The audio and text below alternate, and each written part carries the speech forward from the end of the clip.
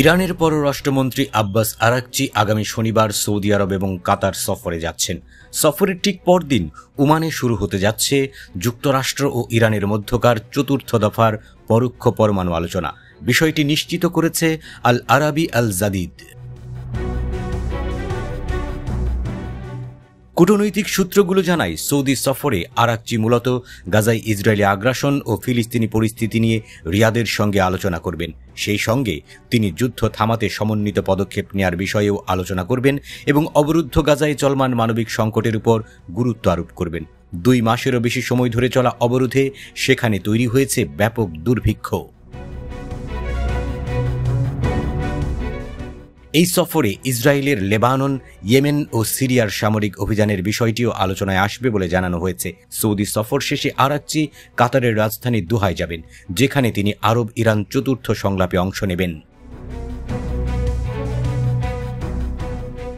ইরানের রাষ্ট্রীয় সংবাদ সংস্থা নূর নিউজ জানিয়েছে, ইরান যুক্তরাষ্ট্র মধ্যস্থতাকারী এই পরমাণু আলোচনা রবিবার শুরু হওয়ার সম্ভাবনা রয়েছে। ওমানের পররাষ্ট্র মন্ত্রণালয় শিগগিরই আনুষ্ঠানিক তারিখ ঘোষণা করবে।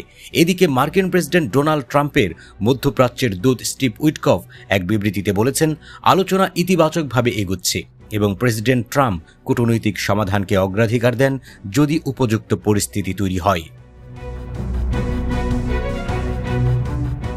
তেহরানের মুখপাত্র ফাতেমেহ মোহাজেরিন জানিয়েছেন, আলোচনার জন্য ইরান প্রস্তুত ছিল শুরু থেকেই এবং সব ধরনের পরিস্থিতি মোকাবেলার প্রস্তুতিও রয়েছে। তিনি বলেন, আমরা কেবল পরমাণু ইস্যু নিয়েই কথা বলছি। ইরানি জনগণের শান্তিপূর্ণ পরমাণু শক্তি ব্যবহারের অধিকার রয়েছে। মোহাজেরানি যুক্তরাষ্ট্রের একতরফা নিষেধাজ্ঞাকে অর্থনৈতিক সন্ত্রাস এবং মানবাধিকারের লঙ্ঘন বলে উল্লেখ করেছেন। তিনি আরও বলেন, আমরা খুব বেশি আশাবাদী না, কারণ ওয়াশিংটনের সাম্প্রতিক বক্তব্য আমাদের সন্দেহ বাড়িয়েছে। এদিকে রাশিয়ার প্রেসিডেন্ট ভ্লাদিমির পুতিন সম্প্রতি ইরানের প্রেসিডেন্ট মাসুদ পেজেশকিয়ানের সঙ্গে আলোচনায় বলেছেন, ইরান যুক্তরাষ্ট্র আলোচনায় এগোচ্ছে এবং রাশিয়া এই আলোচনায় সহায়তা করতে প্রস্তুত। ইরানের সর্বোচ্চ জাতীয় নিরাপত্তা পরিষদের সচিব আলী আকবর আহমাদিয়ান বলেছেন, আলোচনার ফল এখনও অনিশ্চিত, তবে আমাদের দর কষাকষির বিষয়গুলো খুবই স্পষ্ট। সবকিছু নির্ভর করছে যুক্তরাষ্ট্রের আচরণ ও পরিস্থিতির উপর।